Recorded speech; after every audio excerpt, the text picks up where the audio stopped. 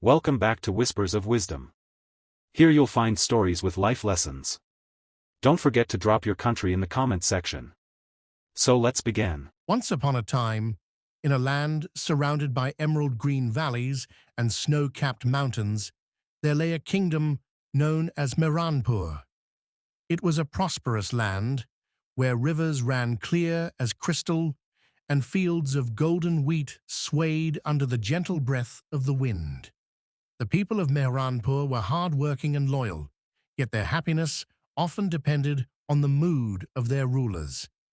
The king of this land, Raja Jalal, was a man of immense wealth and power, but his heart had long grown cold. Though he had once been fair and just, years of greed and flattery from cunning courtiers had hardened him. He measured worth in gold coins and silver jewels, and kindness was something he regarded as weakness.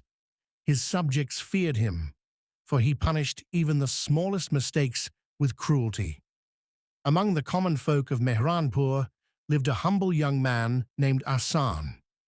Orphaned at a young age, Ahsan survived by working as a helper in the village marketplace.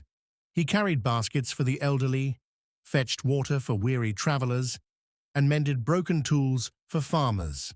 Though his wages were small, he was content, for his heart was rich with compassion.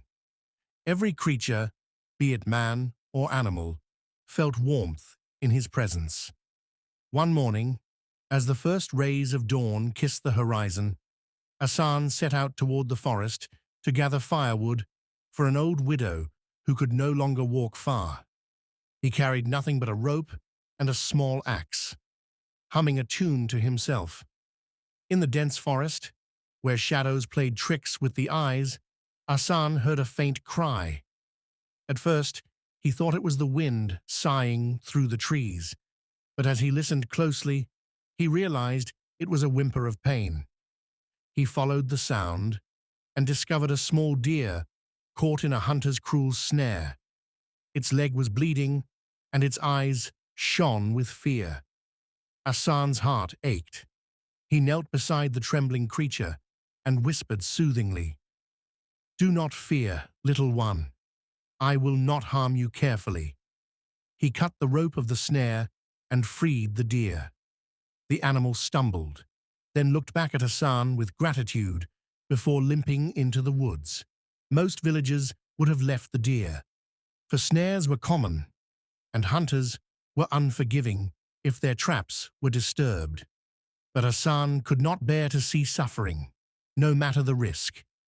He gathered his firewood and returned to the village, unaware that this single act of kindness would change his destiny forever.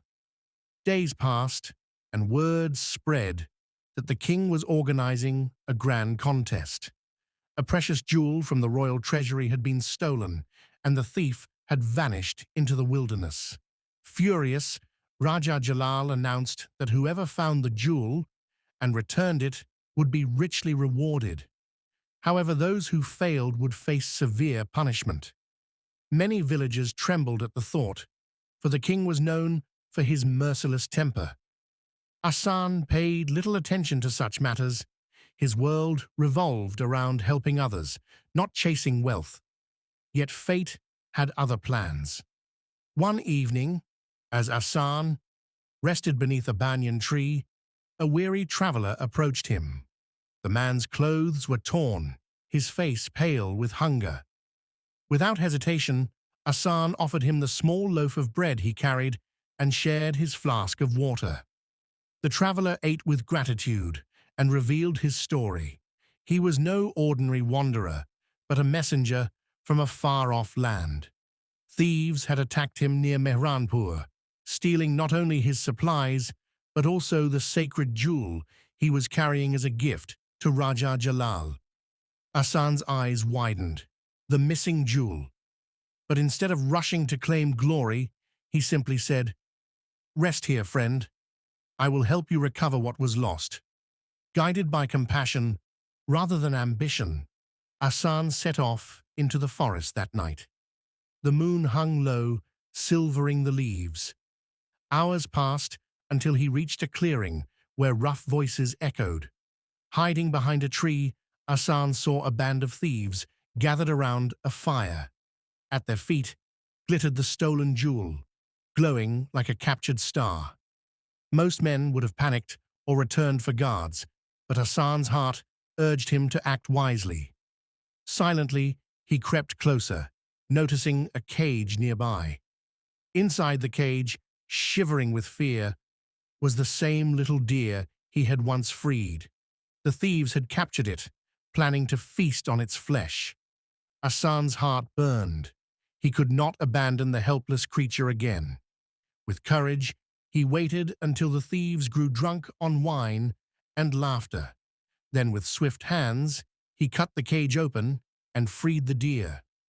To his astonishment, the animal did not flee into the woods. Instead, it nudged Hassan gently, as if guiding him. The deer darted toward the jewel, and in the confusion of the drunken thieves, it kicked the glittering stone right into Hassan's hands. Clutching the jewel, Hassan and the deer slipped away into the night. When the thieves realized what had happened, it was too late. At dawn, Hassan returned the jewel not to the king directly, but first to the weary messenger, saying, "This belongs to you. Deliver it with honor, Thee." Adil's blood ran cold. The figure in the window didn't move, didn't flinch. It just stood there, outlined against the faint glow of his daughter's night lamp. For a moment, he prayed it was his imagination, just a trick of the shadows. But deep down, he knew, it wasn't. That can't be Hania, he whispered, his voice shaking. She's asleep.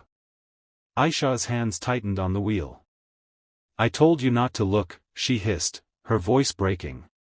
Adil tore his eyes away, heart pounding in his chest. He wanted to demand answers, to turn the car around, but fear clamped down on his throat. He had never seen his sister so terrified. Minutes passed in tense silence. The hum of the engine was the only sound, steady but suffocating. Adil finally whispered, "Who was that? Did you see it too?" Aisha swallowed hard, her eyes fixed on the dark road ahead. "I don't know what it is, but it's been there before. Watching." Her words made his stomach drop. "What do you mean before?" She hesitated, her voice barely audible. "Last week. I saw something in the window when I came by. I thought I was imagining it. But tonight, it was clearer. Too real." Adil felt sweat bead across his forehead.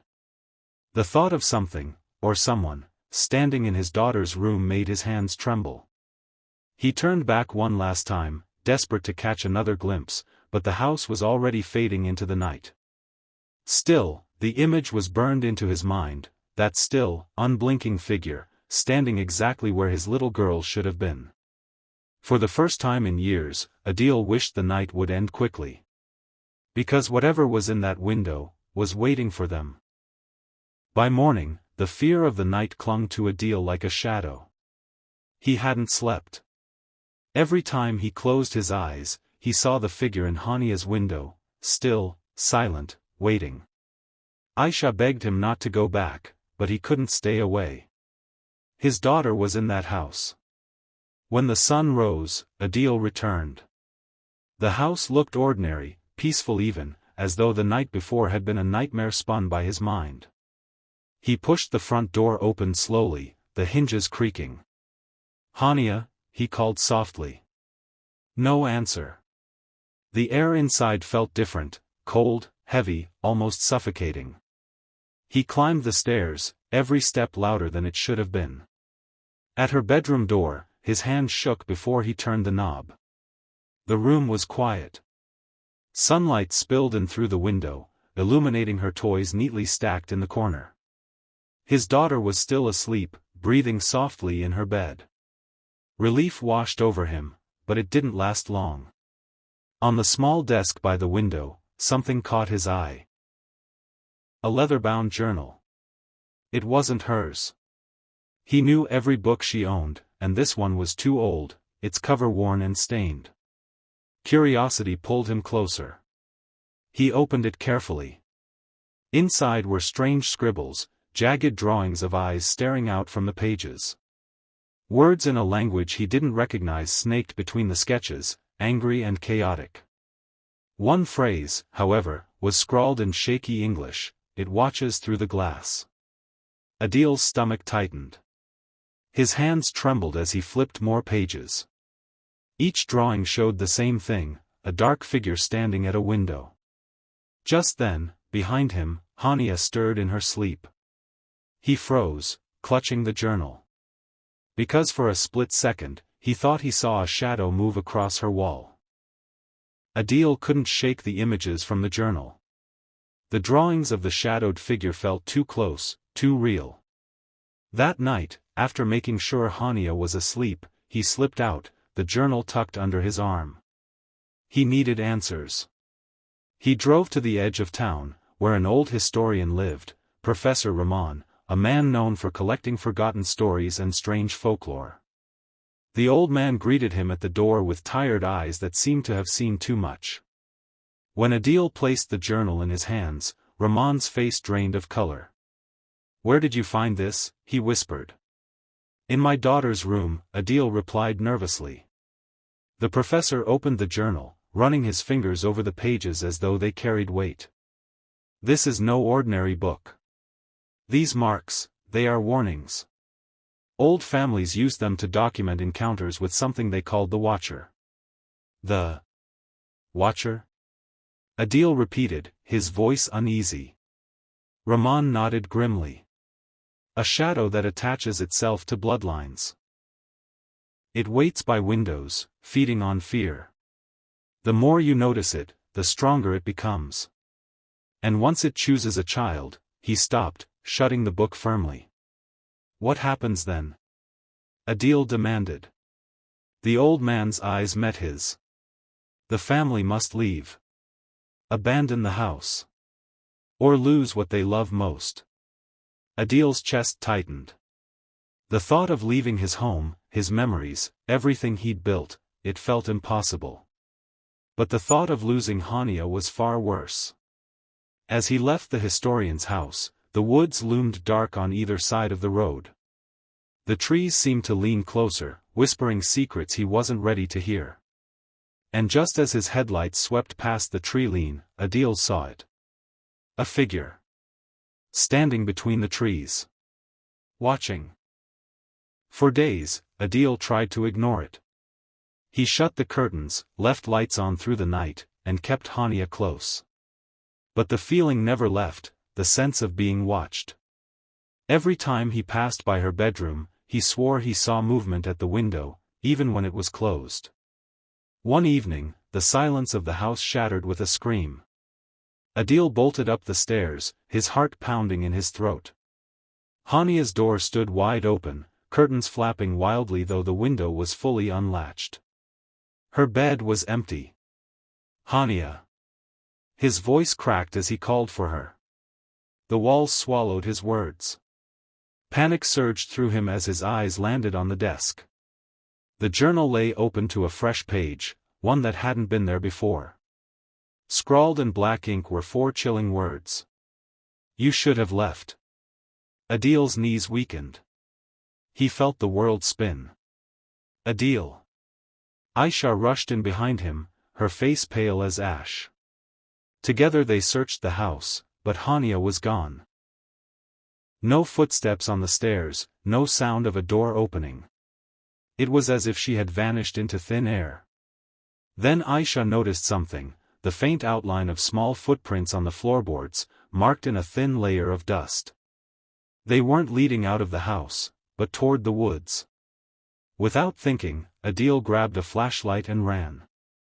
The night swallowed him whole as he followed the prints, Aisha close behind. The forest loomed like a living thing, branches reaching out, shadows shifting with every step.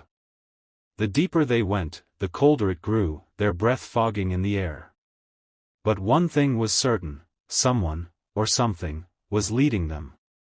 And with every step, the feeling of being watched grew stronger. The footprints led deeper into the woods until the trees opened into a small clearing.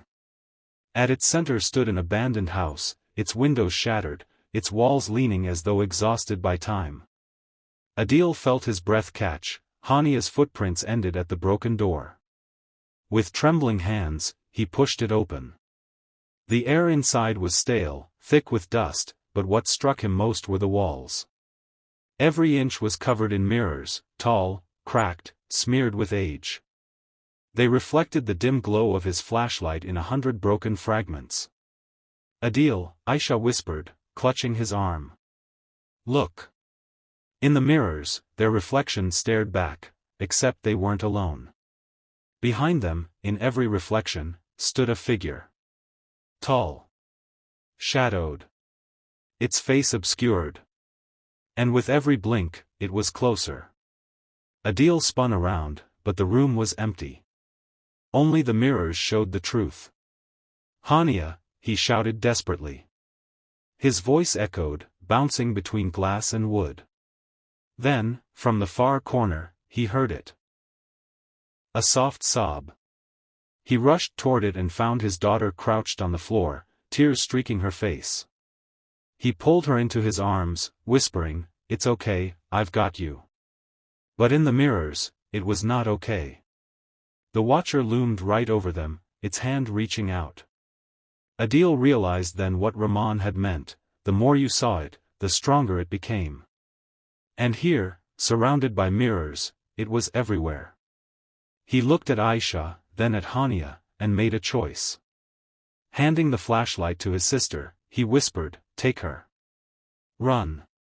Before Aisha could protest, Adil turned toward the mirrors. Toward the figure. His reflection stood tall, unflinching. "If you want someone," he said, voice steady despite the fear, "take me." The mirrors trembled. The shadows rippled. And then, silence. When Aisha dared to look back, the mirrors were empty. Adil was gone.